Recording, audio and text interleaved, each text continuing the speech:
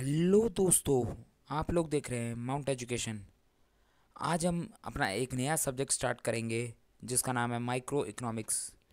तो ये सब्जेक्ट जो है बीकॉम और बीए दोनों ही कोर्सेज़ के स्टूडेंट्स के लिए बहुत इम्पॉर्टेंट सब्जेक्ट है और दोनों के ही सिलेबस में है ये सब्जेक्ट। तो आज से हम इस सब्जेक्ट की शुरुआत करने जा रहे हैं और वन बाय वन हम सभी चैप्टरों को डिटेल में अच्छे से पढ़ेंगे और समझेंगे कि आखिर इकोनॉमिक्स क्या होती है और माइक्रो इकोनॉमिक्स क्या होती है। चलिए आइए दोस्तों, ज़्यादा टाइम वेस्ट ना करते हुए स्टार्ट करते हैं हमारे इस सब्जेक्ट को जिसका नाम है प्रिंसिपल ऑफ माइक्रो इकोनॉमिक्स।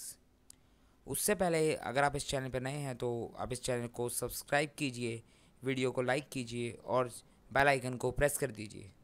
चलिए दोस्तों स्टार्ट करते हैं हमारा subject principle of microeconomics. इसमें सबसे पहले चैप्टर 1 है हमारे पास, problem of scarcity and choices. इसका इंट्रोडक्शन हम स्टार्ट करते हैं। मैंने जो है आप लोगों के लिए नोट्स तैयार कर रखे हैं। हम इन नोट्स के through he one by one सभी चैप्टर को इसी तरीके से समझेंगे और आगे बढ़ेंगे। सबसे पहले बात करते हैं हम इंट्रोडक्शन की। आखिर इकोनॉमिक्स क्या होता है, माइक्रो इकोनॉमिक्स क्या होता है, उसके बारे में हम बात करते हैं। Economics is broadly divided into two parts, micro economics and macro economics. आप देखेंगे आपके सब्जेक्ट की बुक के फ्रंट पे लिखा होगा माइक्रो इकोनॉमिक्स। तो ये जो है आप एक पार्ट पढ़ रहे हैं इकोनॉमिक्स का। इकोनॉमिक्स का एक और पार्ट होता है जिसको हम बोलते हैं मैक्रो इकोनॉमिक्स। तो इकोनॉमिक्स ब्रॉडली दो पार्ट्स में डिवाइडेड है, micro economics and macro economics.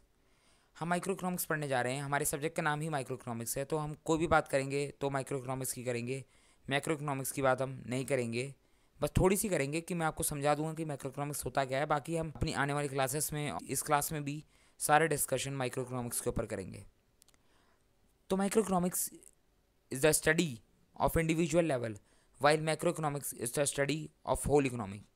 मतलब क्या है, मतलब मैं आपको समझाता हूँ। माइक्रो इकोनॉमिक्स के अंदर हम इंडिविजुअल लेवल पर स्टडी करते हैं। इंडिविजुअल लेवल मतलब सपोज़ आप जो है दिल्ली की स्टडी कर रहे हैं, महाराष्ट्र की स्टडी कर रहे हैं, पंजाब की स्टडी कर रहे हैं, तो आप क्या कर रहे हैं, इंडिया में पर्टिकुलर स्टेट की स्टडी कर रहे हैं। और अगर मैं आपको बोल दूं कि आपको होल इंडिया की यानी पूरे इंडिया की स्टडी करनी है, तो वो पूरे इंडिया जो है वो स्टेट से बड़ा है, यानी इंडिया के अंदर स्टेट्स आते हैं। तो इंडिविजुअल स्टेट्स की स्टडी करना एक छोटे लेवल पर स्टडी करना है और पूरे कंट्री की स्टडी करना एक बड़े लेवल पर स्टडी करना है। तो जो हम छोटे लेवल पर स्टडी करते हैं, जो हम स्टेट्स की इंडिविजुअल स्टेट स्टडी कर रहे हैं, उसको हम कहते हैं माइक्रो इकोनॉमिक्स। और जब हम एज अ होल स्टडी करते हैं, यानी हम इंडिया की स्टडी करते हैं, तो उसको बोलते हैं मैक्रो इकोनॉमिक्स। अब मैं आपको दोबारा से समझाता हूँ एक और एग्जांपल से। सपोज़ हम दिल्ली के अंदर एक पर्टिकुलर मार्केट है चांदनी चौक, उसकी स्टडी करने जा रहे हैं। तो हम चांदनी चौक की पर्टिकुलर मार्केट के अंदर जितने हमारे बायर सेलर हैं उनकी स्टडी कर रहे हैं, उनकी इकोनॉमिक्स की, उनकी डिमांड एंड सप्लाई की स्टडी कर रहे हैं, प्राइस की स्टडी कर रहे हैं, तो उन सब की स्टडी कर रहे हैं। और वहीं दूसरी तरफ हम दिल्ली की जितनी मार्केट्स हैं, दिल्ली की जो सभी मार्केट्स हैं, सपोज़ चांदनी चौक है, सदर बाज़ार है, कनॉट प्लेस है, सरोजनी नगर है, तो इन सब मार्केट्स की स्टडी कर रहे हैं। तो हमने सभी मार्केट्स की इकट्ठी स्टडी करी, दिल्ली के अंदर टोटल जितनी मार्केट्स हैं उन सब की मार्केट्स को इकट्ठे स्टडी करने को हम कहेंगे मैक्रो इकोनॉमिक्स। और इंडिविजुअली चांदनी चौक की मार्केट को स्टडी करने को हम कहेंगे माइक्रो इकोनॉमिक्स। तो अब हुआ क्या, यहाँ पर चांदनी चौक की जो इंडिविजुअली मार्केट थी वो कहलाएगी हमारी माइक्रो इकोनॉमिक्स, यानी छोटे लेवल की study.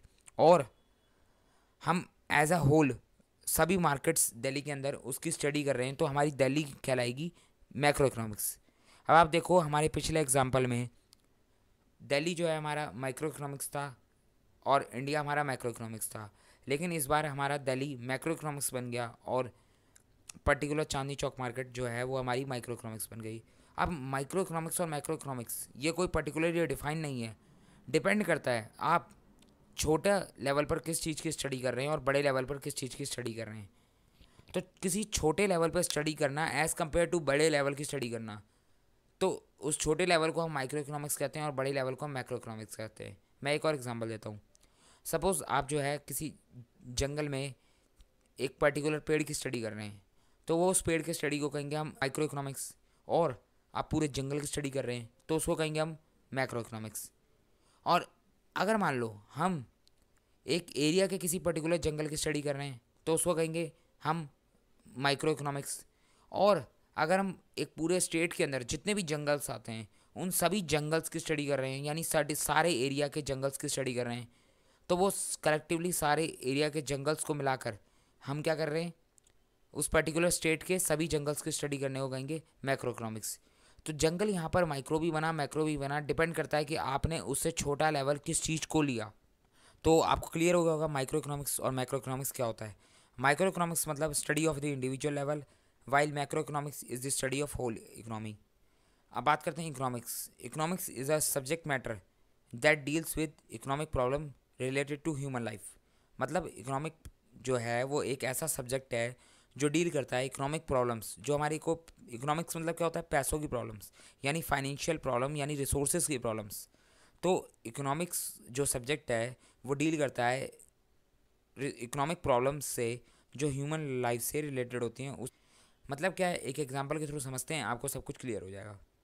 Suppose your mother gives you 2000 rupees as your birthday gift. मतलब आपकी मदर ने आपको 2000 रुपये दिए आपके बर्थडे गिफ्ट पे। अब आपकी मर्जी, आप उन 2000 रुपये को जैसे मर्जी खर्च करो, तो you are free to spend money as you like. What will you do? You have many options before you, like you can give party to your friends, you can buy clothes, you can go for a movie and eat in restaurant, you can buy books and save some money। तो हुआ क्या, आपके सामने 4 option है। 4 नहीं, ये 4 तो मैंने लिखे हैं, आपके सामने और भी मल्टीपल ऑप्शंस हो सकते हैं कि आप क्या करोगे उन 2000 रुपये का। तो ये आपकी मर्जी है, आपके सामने ये ऑप्शन है, लेकिन आपके पास पैसे सिर्फ 2000 रुपये ही हैं। आपको 2000 रुपये को ही इस तरीके से यूज़ करना है कि आपकी मैक्सिमम वांट्स जो है वो सेटिस्फाई हो जाए, यानी आपकी मैक्सिमम डिमांड्स जो हैं वो पूरी हो जाए। You will have to go for one option or a combination of one और मोर ऑप्शंस। तो आप क्या करोगे, आप किसी एक ऑप्शन पे जाओगे या फिर एक से ज़्यादा ऑप्शन के कॉम्बिनेशन बनाओगे जिस तरीके से आपकी ज़्यादा से ज़्यादा नीड्स सेटिस्फाई हो जाए। But why can't you have everything? लेकिन आपको सब कुछ क्यों नहीं मिल सकता? ऐसा क्यों नहीं हो सकता कि आप जो है दोस्तों को पार्टी भी दे दो और जो है क्लोथ्स भी खरीद लो, पिक्चर भी देखाओ, खाना भी खा लो और किताबें खरीद के कुछ पैसे बचा भी लो? क्यों नहीं कर सकते? क्यों? क्योंकि आपके पास लिमिटेड मनी है, यानी आपके पास सिर्फ 2000 रुपये हैं। तो 2000 रुपये में ये सब चीज़ें होना पॉसिबल नहीं है, तो इसलिए आपके पास सब चीज़ें इकट्ठे नहीं हो सकती, because you have only 2000 rupees. Had you mother give you 4000 you might have satisfy more your demands. मतलब अगर आपकी मदर आपको 4000 रुपये देती तो हो सकता था कि आप अपनी और डिमांड्स को भी सेटिस्फाई कर सको, लेकिन आपके पास हैं कितने, सिर्फ 2000 रुपये। तो आप जो है डिलेमा में फंस गए, यानी आप जो है एक प्रॉब्लमेटिक सिचुएशन में फंस गए कि आखिर किस तरीके से अपने पैसों को अच्छे से यूटिलाइज़ किया जाए कि आपकी ज़्यादा से ज़्यादा नीड्स और वांट्स पूरी हो सके। तो thus you are in a dilemma. Similar dilemma is faced by every individual, every society and every country in this world. तो आपको जिस तरीके की प्रॉब्लम आई, आपको प्रॉब्लम क्या आई? आपको प्रॉब्लम आई कि आपके पास लिमिटेड रिसोर्सेज था, यानी लिमिटेड मनी था, और आपको अपनी कई सारी वांट्स को पूरा करना था। तो सेम तरीके की प्रॉब्लम जो है हर इंडिविजुअल के लाइफ में आती हैं, क्योंकि सभी के पास लिमिटेड रिसोर्सेज होते हैं। हर सेम तरीके की प्रॉब्लम जो है एवरी सोसाइटी, हर सोसाइटी के अंदर होती है। सेम तरीके की प्रॉब्लम हर कंट्री के अंदर होती है, क्योंकि कंट्री के पास भी मनी लिमिटेड होता है, रेवेन्यू लिमिटेड होता है, लेकिन उसके एक्सपेंडिचर कई सारे होते हैं। तो हर कंट्री की गवर्नमेंट को ये सोच समझ कर खर्च करना होता है कि वो अपने पैसे को, यानी अपने लिमिटेड रिसोर्सेज को किस तरीके से यूटिलाइज़ करे ताकि जो है मैक्सिमम कंट्री के जो पीपल्स हैं उनकी वांट सेटिस्फाई हो जाए और ज़्यादा से ज़्यादा कंट्री का डेवलपमेंट हो। तो सेम तरीके की प्रॉब्लम जो है इंडिविजुअल लेवल पे, इंडिविजुअल अपने लेवल पे फेस करता है, सेम तरीके की प्रॉब्लम सोसाइटी फेस करती है, सेम तरीके की प्रॉब्लम हर कंट्री फेस करती है। तो life is like that, life इसी तरीके की होती है। We can not have everything all at once, हमें सब कुछ एक साथ नहीं मिल सकता। We are forever force to make choices. तो हमारे ऊपर हमेशा ही दबाव बना रहता है कि हम चॉइस करें, लिमिटेड रिसोर्सेज को हम बेस्ट तरीके से यूटिलाइज़ कर सकें। तो उसी चीज़ को सिखाता है इकोनॉमिक्स। तो इकोनॉमिक्स बनने का मेन रीज़न ही यही था, इकोनॉमिक्स सब्जेक्ट बनने का मेन रीज़न यही था कि हमें ये सिखा सके कि किस तरीके से जो है हम अपने लिमिटेड रिसोर्सेज को बेस्ट पॉसिबल मैनर में यूटिलाइज़ कर सकें ताकि जो है मैक्सिमम पीपल्स की वांट सेटिस्फाई हो सके। तो अब आपको अच्छे से समझ में आएगा, economics is a subject matter that deals with economic problem related to human life. Economic problem is a problem of choice, economic problem क्या है? Problem of choice. जैसे कि यहाँ पर आपके पास 4 ऑप्शन थे और आपके पास चॉइस करने की प्रॉब्लम थी, आप फंस गए थे, आप आखिर किसको चूज़ करें और किसको ना करें। तो ये एक प्रॉब्लम ऑफ चॉइस क्रिएट हो गई। और प्रॉब्लम ऑफ चॉइस आप याद रखना, पूरी इकोनॉमिक्स के अंदर सिर्फ एक ही तरीके की प्रॉब्लम होती है, प्रॉब्लम ऑफ चॉइस। अगर ये प्रॉब्लम ऑफ चॉइस ना होती तो इकोनॉमिक्स सब्जेक्ट ना होता और किसी तरीके की कोई दिक्कत ना होती तो आपको इकोनॉमिक्स सब्जेक्ट पढ़ना ना पड़ता। तो प्रॉब्लम ऑफ चॉइस आती ही आती है। आखिर ये प्रॉब्लम ऑफ चॉइस क्यों आई? क्या कारण है कि हमारे सामने प्रॉब्लम ऑफ चॉइस आ जाती है? क्योंकि ये अराइज होती है 2 कारणों की वजह से। पहला है स्केयर रिसोर्सेज। स्केयर मतलब लिमिटेड रिसोर्सेज। हमारे पास रिसोर्सेज लिमिटेड है, हमारे पास सिर्फ 2,000 रुपये थे और अनलिमिटेड वांट्स, और हमारी वांट्स बहुत सारी हैं। तो हमारे पास लिमिटेड रिसोर्स होने की वजह से और हमारी वांट्स अनलिमिटेड है, तो हमें चॉइस करना पड़ता है कि आखिर हम किस चीज़ को चूज़ करें और किस चीज़ को ना करें। तो हमें प्रायोरिटी डिसाइड करनी पड़ती है कि आखिर हमारी वांट्स सेटिस्फाई करने की प्रायोरिटी क्या है। तो 2 रीज़न है जिसकी वजह से आपकी प्रॉब्लम ऑफ चॉइस क्रिएट होती है, एक स्केयर रिसोर्सेज, दूसरा अनलिमिटेड वांट्स। तो आपको क्लियर हो गया होगा। तो hence we are facing 2 fundamental problems. Human beings have unlimited wants and the means मतलब हो गया यहाँ पर resources, means of satisfying these wants are relatively scarce. तो आपके पास जो रिसोर्सेज हैं वांट्स को सेटिस्फाई करने की, वो आपके पास स्केयर है यानी लिमिटेड है। तो वही बात हो गई जो मैंने समझा दी आपको। When the problem of choice यानी इकोनॉमिक प्रॉब्लम, यही आपकी इकोनॉमिक प्रॉब्लम है, प्रॉब्लम ऑफ चॉइस। यही पूरी इकोनॉमिक्स के अंदर प्रॉब्लम ही इसी बात की है। अगर रिसोर्सेज हमारे पास अनलिमिटेड होते, पैसा हमारे पास अनलिमिटेड होता, तो हमें इकोनॉमिक प्रॉब्लम आती ही नहीं, तो हम इकोनॉमिक्स सब्जेक्ट ना पढ़ रहे होते। तो इकोनॉमिक्स की problem he problem of choice है। आर स्टडी, जब हम इकोनॉमिक प्रॉब्लम ऑफ चॉइस को स्टडी करते हैं और सॉल्व करते हैं at a level of individual, यानी इंडिविजुअल लेवल पे, यानी इंडिविजुअल कंज्यूमर के लेवल पे, इंडिविजुअल प्रोड्यूसर के लेवल पे, तो उसको हम माइक्रो इकोनॉमिक्स कहते हैं। और जब इसी प्रॉब्लम को हम स्टडी करते हैं और सॉल्व करते हैं as a level of the country as a whole, तो उसको हम माइक्रो इकोनॉमिक्स कहते हैं। अब कंट्री की प्रॉब्लम्स क्या हो सकती हैं? प्रॉब्लम ऑफ चॉइस, गवर्नमेंट की रेवेन्यू और एक्सपेंडिचर, मतलब गवर्नमेंट के पास रेवेन्यू लिमिटेड है और एक्सपेंडिचर बहुत सारे हैं, तो गवर्नमेंट को डिसाइड करना पड़ता है कि अपने रेवेन्यू को किस तरीके से एलोकेट करे ताकि जो है अच्छे से उसका यूटिलाइज हो सके और ज़्यादा से ज़्यादा लोगों की वांट्स को सेटिस्फाई करा जा सके। तो गवर्नमेंट को अपने रेवेन्यू और एक्सपेंडिचर के ऊपर ध्यान देना पड़ता है। तो आपको समझ में आ गया मैक्रो और माइक्रो इकोनॉमिक्स किसको बोलते हैं। तो अब हम देखते हैं कि हमें माइक्रो और मैक्रो इकोनॉमिक्स में किन किन बातों को पढ़ना होता है और आखिर माइक्रो और मैक्रो इकोनॉमिक्स के अंदर क्या क्या चीज़ें इन्वॉल्व होती हैं, जिसको हम डिटेल में पढ़ेंगे और डिस्कस करेंगे अपने आने वाली क्लासों में। Micro means small, it deals with economic issue related to small economic units such as individual firm, individual industry, individual market. तो आपको समझ में आ गया, माइक्रो का मतलब छोटा होता है और छोटे लेवल पे स्टडी करने को यानी इंडिविजुअल फर्म, इंडिविजुअल इंडस्ट्री और इंडिविजुअल पर्टिकुलर मार्केट को स्टडी करने को माइक्रो इकोनॉमिक्स कहते हैं। Under micro economics we study, micro economics के अंदर हम क्या क्या स्टडी करेंगे? Theory of product price theory, या इसको हम प्राइसिंग थ्योरी भी बोलते हैं। Theory of consumer behaviour, theory of demand and supply, elasticity of demand and supply, indifference curve analysis, product and cost. तो अभी क्या होता है, ये बात जो है यही बात है हमें आने वाली क्लासेस में पढ़ना है। तो आप देखेंगे कि ये सब बातों को हम एक एक करके पढ़ेंगे। ये ब्रॉडली क्लासिफिकेशन है माइक्रो इकोनॉमिक्स का। इसके अंदर भी बहुत सारे सब टॉपिक्स हैं, सब चैप्टर्स हैं, जिसके बारे में हम आराम से पढ़ेंगे धीरे धीरे अपने आने वाली क्लासों के अंदर। अगला है मैक्रो इकोनॉमिक्स। मैक्रो इकोनॉमिक्स का मतलब हो गया large, it deals with economic issue related to economy as a whole. इसमें हम होल इकोनॉमी के बारे में स्टडी करते हैं। Under micro economics we study theory of national income and output, पूरे देश की इनकम के बारे में पढ़ते हैं और उसके आउटपुट्स के बारे में पढ़ते हैं। Theory of employment, theory of money, theory of general price level, theory of economic growth and development, theory of international trade. तो मैक्रो इकोनॉमिक्स के अंदर हम इन सभी को टॉपिक्स के बारे में स्टडी करते हैं। लेकिन हम स्टार्ट कर रहे हैं अपना सब्जेक्ट माइक्रो इकोनॉमिक्स। तो अभी हम माइक्रो इकोनॉमिक्स के बारे में ही बात करेंगे अपने आने वाली क्लासेस के अंदर, जिसके अंदर हमें ये सारे टॉपिक पढ़ने हैं और कुछ और सब टॉपिक्स हैं इनके अंदर, उनको भी स्टडी करेंगे हम। तो आज के लिए इस क्लास में हम इतना ही पढ़ रहे हैं। कोई भी आपका डाउट है तो आप कमेंट सेक्शन में कमेंट कीजिए, और अगर आपको और भी कोई सवाल पूछना है तो आप पूछ सकते हैं। अगर आपको आज की क्लास पसंद आई तो आप वीडियो को ज़्यादा से ज़्यादा लाइक कीजिए, ताकि जो है हमें भी समझ में आ सके कि आपको चीज़ें पसंद आ रही हैं और जो है हमें और इसके ऊपर काम करना है और आपको और आने वाले दिनों में आपको और क्लासेस जो है प्रोवाइड करवानी है। तो हमें समझ में कैसे आएगा, आप जितना वीडियो को लाइक करेंगे उतना जो है हमारा मोटिवेशन इंक्रीज़ होगा। चैनल को सब्सक्राइब कीजिए, ज़्यादा से ज़्यादा चैनल को सब्सक्राइब कीजिए और भी अपने दोस्तों के साथ इस वीडियो को शेयर कीजिए और उनको जोड़िए इस चैनल से। आप जितना ज़्यादा इस चैनल से लोगों को जोड़ेंगे उतना ज़्यादा जो है हम आपके लिए काम कर पाएंगे, क्योंकि हमें मोटिवेशन मिलता रहेगा और हम आपके लिए ज़्यादा से ज़्यादा काम करते रहेंगे। और चैनल को सब्सक्राइब खुद भी करिए और अपने दोस्तों से भी करवाइए। और बाकी हम मिलते हैं अपनी आने वाली अगली क्लासेस में और अगली वीडियो के अंदर।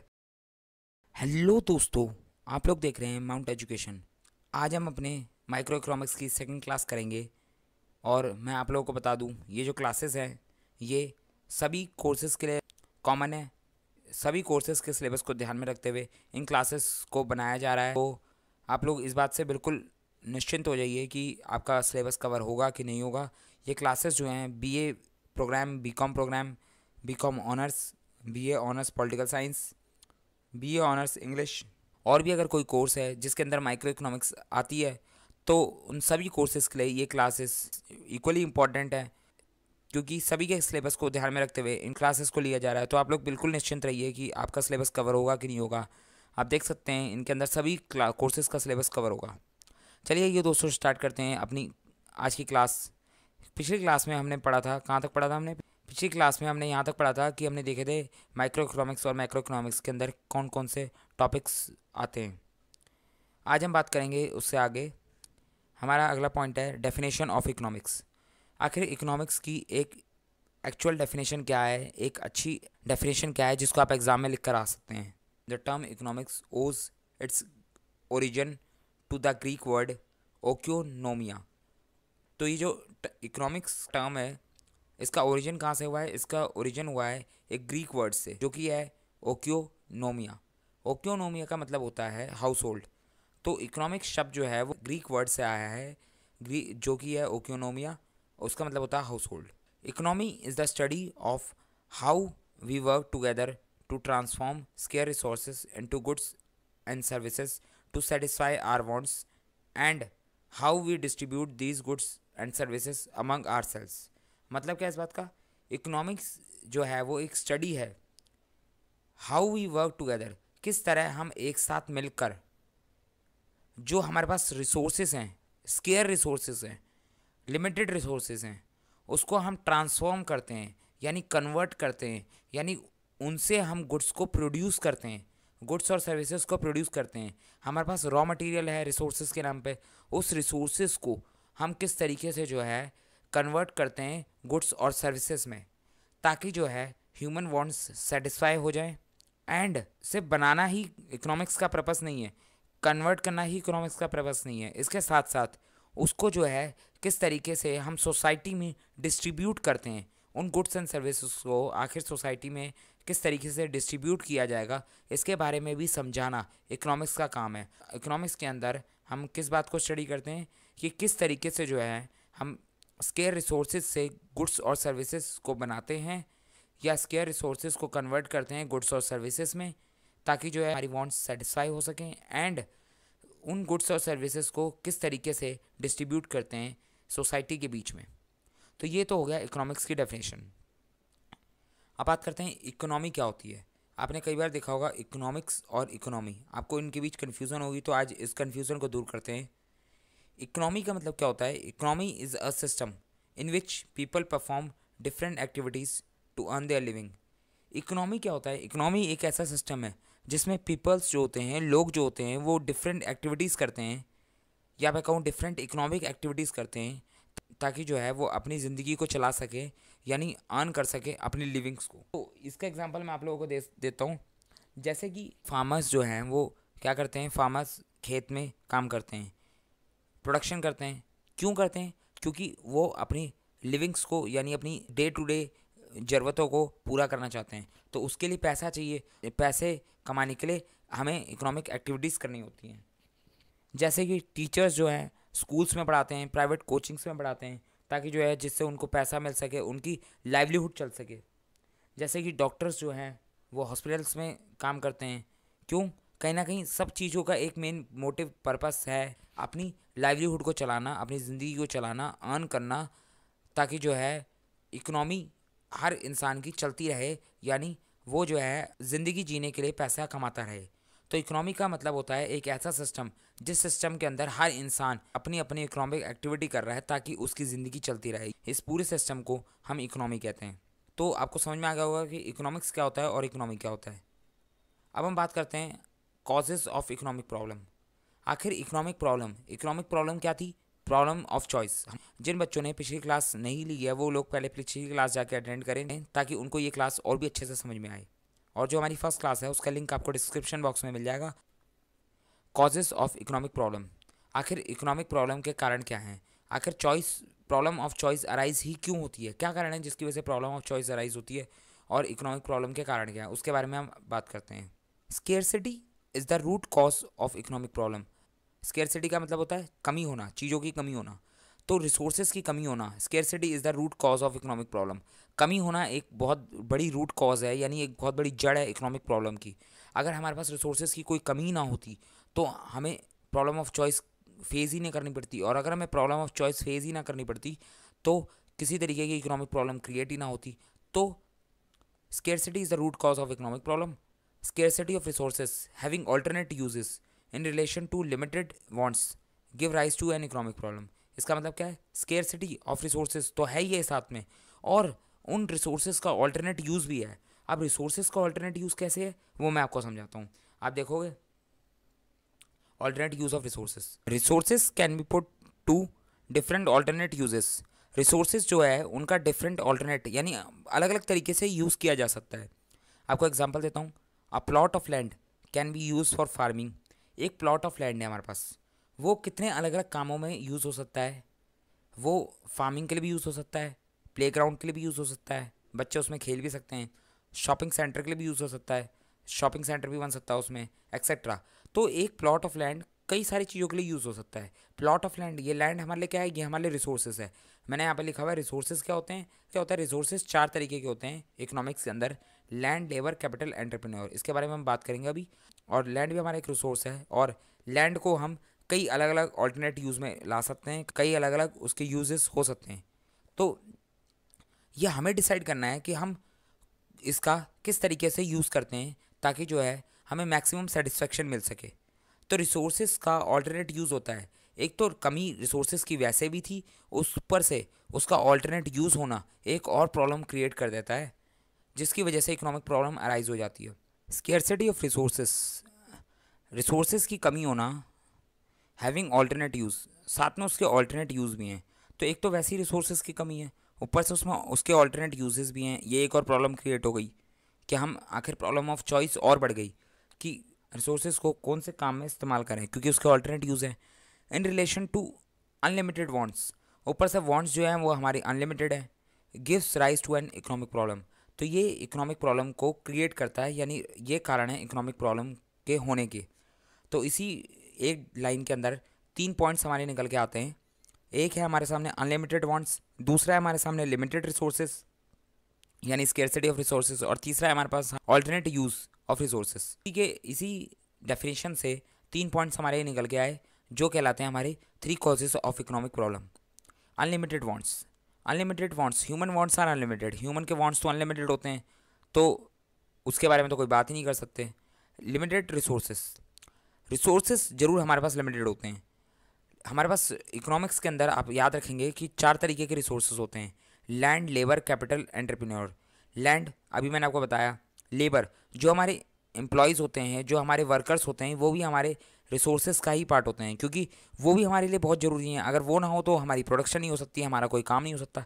कैपिटल, कैपिटल के अंदर आ गया हमारी मनी, हमारा फंड, तो ये पैसा भी ज़रूरी है। एंटरप्रेन्योर यानी जो बिजनेसमैन है, तो अगर इन सब चीज़ों, तीनों चीज़ों का, लैंड, लेबर, कैपिटल का अच्छे से यूज़ करवाना है तो एंटरप्रेन्योर भी चाहिए। इंडिया के अंदर क्या सिचुएशन है इस समय पे रिसोर्सेज को लेकर अगर बात करूँ तो मैं, इंडिया के पास लेबर बहुत सारी है और कैपिटल की कमी है।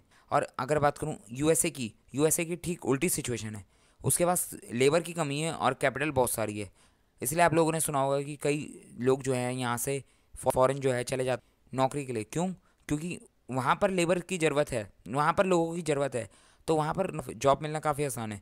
लेकिन इंडिया के अंदर लेबर्स बहुत सारी हैं, एक्सेस अमाउंट में लेबर है और कैपिटल, पैसे की कमी है। इसीलिए गवर्नमेंट जो है एफडीआई को बढ़ावा देती है ताकि जो है फॉरेन कैपिटल आ सके इंडिया के अंदर। इंडिया की सिचुएशन है कि लेबर एक्सेस है और कैपिटल लिमिटेड है। इन सभी में से किसी ना किसी चीज़ की कमी हर कंट्री में रहती है। तो हर कंट्री की इकोनॉमी के साथ सेम ही प्रॉब्लम है कि उनके पास रिसोर्सेज लिमिटेड है। अब वो कोई भी रिसोर्सेज हो सकता है इनमें से, लेकिन है तो लिमिटेड। तीसरी चीज़ है ऑल्टरनेट यूज़ ऑफ रिसोर्सेज, इस रिसोर्सेज के ऑल्टरनेट यूज़ भी होते हैं। मैंने आपको बता दिया, लैंड को लेकर एग्जांपल दे दिया। एक बार और पढ़ लेते हैं। Resources can be put to different alternate uses. For example a plot of land can be use for farming, for playground, for shopping centre etcetera, but it can be use at a time only for one purpose. एक land के कई सारे uses हैं, लेकिन एक land तो एक time पे एक ही पर्पस के लिए इस्तेमाल हो सकती है। तो हम प्रायोरिटी बेस पर डिसाइड करेंगे कि हमें कौन से पर्पस के लिए जो है अपने रिसोर्सेज का इस्तेमाल करना है, यानी इस लैंड का इस्तेमाल करना है। So economy faced with a problem of choice between alternate commodities. Economy जो है प्रॉब्लम ऑफ चॉइस फेस करती है अपने ऑल्टरनेटिव कमोडिटीज़ के बीच में, that can be produce with these limited resources. और ये ऑल्टरनेट कमोडिटीज़ जो हैं वो किस से प्रोड्यूस होते हैं? हमारे लिमिटेड रिसोर्सेज से। आपको समझ में आ गया कॉजेज ऑफ इकोनॉमिक प्रॉब्लम। आखिर किस कारणों की वजह से हमें इकोनॉमिक प्रॉब्लम देखने को मिलती है या इकोनॉमिक प्रॉब्लम का सामना करना पड़ता है। अब बात करें central problem of an economy. अब ये सेंट्रल प्रॉब्लम क्या चीज़ है? हम इकोनॉमिक प्रॉब्लम को ही सेंट्रल प्रॉब्लम भी बोलते हैं। तो आपके एग्जाम में सेंट्रल प्रॉब्लम आए, इकोनॉमिक प्रॉब्लम आए, सभी की मतलब एक ही है। तो सेंट्रल प्रॉब्लम ऑफ इकोनॉमी। अब हमने पढ़ तो देख तो लिया कि आखिर किन कारणों की वजह से जो है इकोनॉमिक प्रॉब्लम अराइज होती है, लेकिन इकोनॉमिक प्रॉब्लम कौन कौन सी इकोनॉमिक प्रॉब्लम होती है? आखिर central problem of an economic क्या है, इकोनॉमिक प्रॉब्लम है क्या क्या, उसके बारे में हम बात करते हैं। Human wants are unlimited and productive resources are scarce. Human wants जो है अनलिमिटेड है, लेकिन जो प्रोडक्टिव रिसोर्स है हमारे पास वो स्केयर है। An economy without scarcity is not found in the real world. कोई भी इकोनॉमी ऐसी नहीं हो सकती जिसमें रिसोर्सेज की कमी ना हो। रियल वर्ल्ड में तो नहीं हो सकती, यानी असल ज़िंदगी में नहीं हो सकती। आप इमेजिनरी कोई वर्ल्ड बनाओगे तो अलग बात है। हर इकोनॉमी के अंदर कोई ना कोई रिसोर्सेज की कमी जरूर होगी। All wants can not be satisfied with the scarce productive resources. So the problem of choice or the problem of use of scarce resources arises. This is generally called the central economic problem. तो इसी को central economic problem कहा जाता है। तो ये central problem of economy जो होती हैं वो तीन टाइप्स की होती हैं। What to produce, how to produce and for whom to produce. यानी व्हाट टू प्रोड्यूस, क्या प्रोड्यूस करना चाहिए, हाउ टू प्रोड्यूस, कैसे प्रोड्यूस करना चाहिए, फॉर होम टू प्रोड्यूस, किसके लिए प्रोड्यूस करना चाहिए।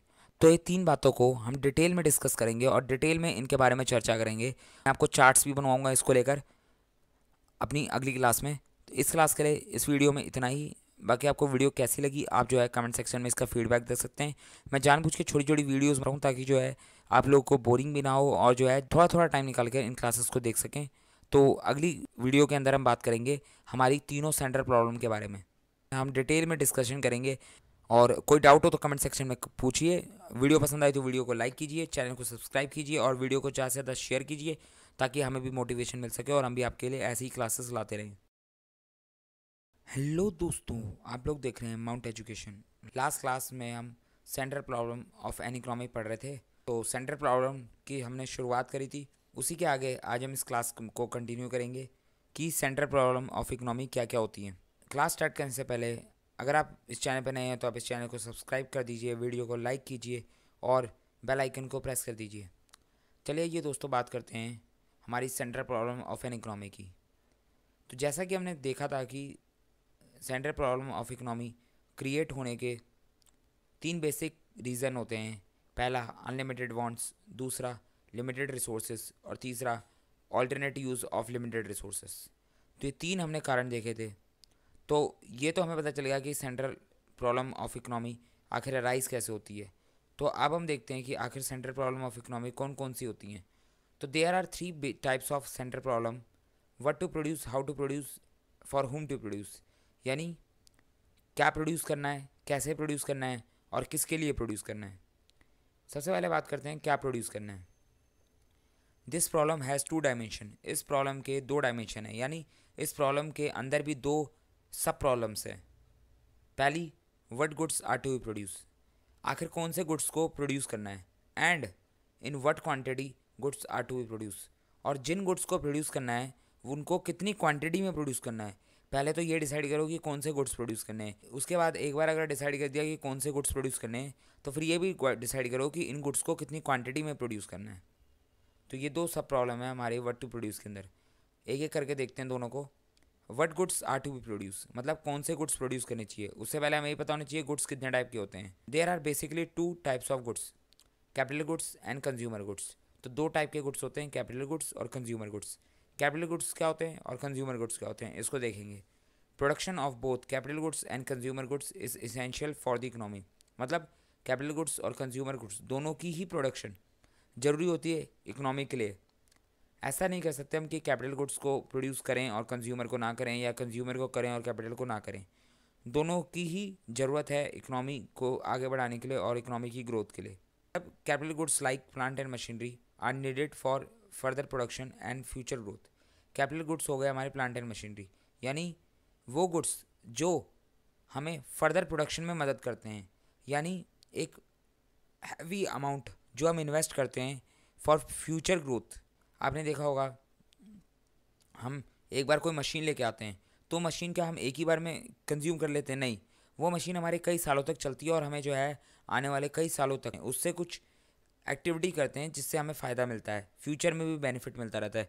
तो उसी तरीके से प्लांट और मशीनरी हमारे इकोनॉमी में हमारा कैपिटल गुड्स है। जो गवर्नमेंट डैम्स बनाती है, इक्विपमेंट्स लेके आते हैं, बिल्डिंग्स बनती हैं, ये सब चीज़ें क्या हैं? ये सब हमारे कैपिटल गुड्स हैं, क्योंकि ये जो है कई सालों तक चलेंगे और कई सालों तक हमें बेनिफिट देंगे, हमारी फ्यूचर ग्रोथ में हमारी मदद करेंगे और फर्दर प्रोडक्शन में भी मदद करेंगे। क्योंकि मशीनरी होंगी तभी तो फर्दर प्रोडक्शन होगा, आगे रॉ मटेरियल का प्रोडक्शन कैसे होगा। तो कैपिटल गुड्स वो गुड्स होते हैं जो फर्दर प्रोडक्शन और फ्यूचर ग्रोथ में मदद करते हैं।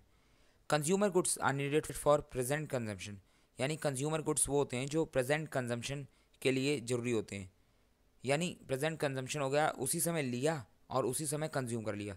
सपोज़ आप जो है एक बिस्किट का पैकेट परचेज़ करते हो और परचेज़ करते हो उसी समय और उसी समय उसको कंज्यूम कर लेते हो।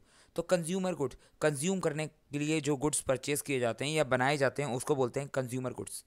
तो ये प्रेजेंट कंजम्पशन के लिए इंपॉर्टेंट होते हैं, क्योंकि अगर हम खाएंगे पिएंगे नहीं, अपनी ज़रूरतों का ध्यान नहीं रखेंगे।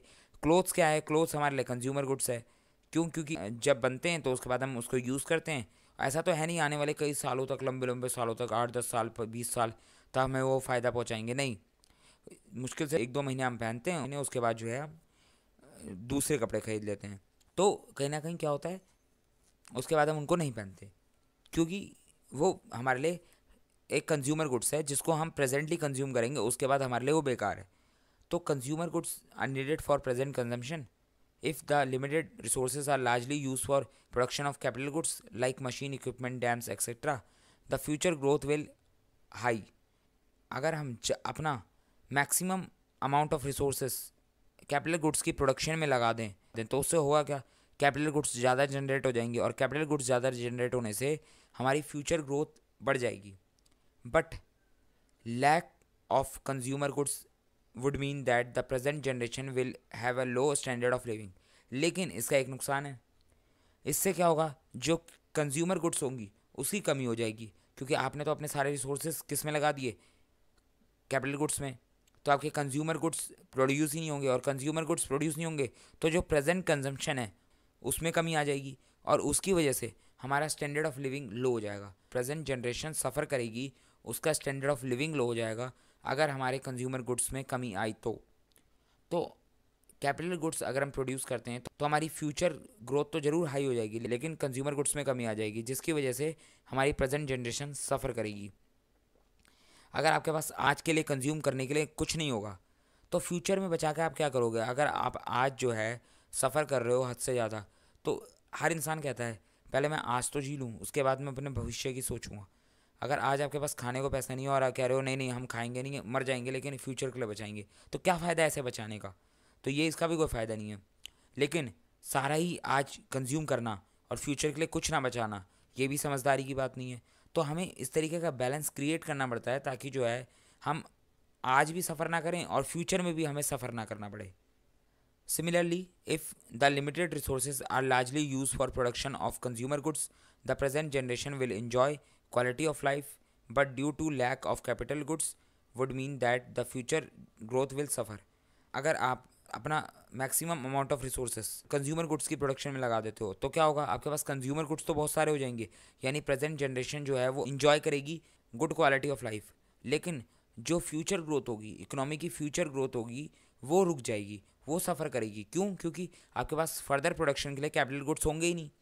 अगर हमारे पास इक्विपमेंट ना हो, मशीन्स ना हो, तो हम कब तक प्रोडक्शन कर पाएंगे? एक हद के बाद तो हमें नई मशीनों की, नई चीज़ों की ज़रूरत पड़ेगी पड़ेगी, और जब ज़रूरत पड़ेगी और हमने उसके ऊपर इन्वेस्टमेंट नहीं करी होगी तो हमें फ्यूचर में प्रॉब्लम तो क्रिएट होनी है। तो हमें इस तरीके का एक बैलेंस बना के चलना पड़ता है कि हम प्रेजेंट जनरेशन को भी सफ़र ना होने दें और अपने फ्यूचर ग्रोथ के बारे में भी ध्यान रखें। तो ये जो प्रॉब्लम है कि क्या प्रोड्यूस करें, कैपिटल गुड्स या कंज्यूमर गुड्स, क्योंकि अगर कोई भी कम या ज़्यादा हो गया, कोई भी डिसबैलेंस हो गया, तो उसकी वजह से इकोनॉमी में प्रॉब्लम क्रिएट हो सकती है। तो पहली सेंट्रल प्रॉब्लम ऑफ इकोनॉमी है ही यही कि व्हाट टू प्रोड्यूस, हमें क्या प्रोड्यूस करना चाहिए। Hence the problem called the problem of choice और the problem of allocation of limited resources to different uses. तो आपको क्लियर हो गया ये। अब मैं बात करता हूँ in what quantity goods are to be produce. हमारा दूसरा क्वेश्चन है व्हाट टू प्रोड्यूस के अंदर कि in what quantity goods are to be produce. हमने ये तो डिसाइड कर लिया कि, या ये तो समझ लिया कि हमें क्या प्रोड्यूस करना चाहिए और दोनों की ही प्रोडक्शन हमारे लिए ज़रूरी है। तो दोनों, कैपिटल गुड्स हो चाहे कंज्यूमर गुड्स हो, हमें दोनों में ही बैलेंस बना के चलना है। अब बात आती है कि हमें कितनी क्वांटिटी में कैपिटल गुड्स प्रोड्यूस करना चाहिए और कितनी क्वांटिटी में कंज्यूमर गुड्स प्रोड्यूस करना चाहिए। तो मैंने आपको बताया है, तो हमें इतना प्रोड्यूस करना चाहिए कि ताकि जो है दोनों के बीच बैलेंस बन जाए और जो है ना प्रेजेंट जनरेशन सफ़र करे ना फ्यूचर जनरेशन सफ़र करे। वही बात यहाँ लिखी हुई है। After we understand that the production of both consumer goods and capital goods is essential, another question arises how much of consumer goods and how much of capital goods. अगर एक बार हमने ये अंडरस्टैंड कर लिया कि कैपिटल गुड्स और consumer goods दोनों की ही प्रोडक्शन इसेंशियल है, दोनों की ही प्रोडक्शन करना ज़रूरी है, तो अब अगला क्वेश्चन हमारे सामने अराइज होता है कि कितनी प्रोडक्शन करनी जरूरी है। कैपिटल गुड्स की हम कितनी प्रोडक्शन करें और कंज्यूमर गुड्स की कितनी प्रोडक्शन करें। If we produce more consumer goods means less of capital goods and vice and versa. अब ये वाइस एंड वर्सा क्या चीज़ है? ये एक लैटिन वर्ड है। वाइस एंड वर्सा का मतलब होता है जस्ट अपोजिट। मतलब क्या है इस बात का? देखो यहाँ ये लाइन लिखी हुई है, if we produce more consumer goods means less of capital goods. मतलब अगर हम प्रोड्यूस करते हैं ज़्यादा कंज्यूमर गुड्स तो हमें क्या मिलेंगे? हमें कम मिलेंगे कैपिटल गुड्स। ठीक इसका उल्टा, मतलब अगर हम ज़्यादा प्रोड्यूस करते हैं कैपिटल गुड्स तो हमें कम मिलेंगे कंज्यूमर गुड्स। ठीक इसका उल्टा तो ये कहते हैं। तो वाइस और वर्सा का मतलब यही होता है, जस्ट अपोजिट।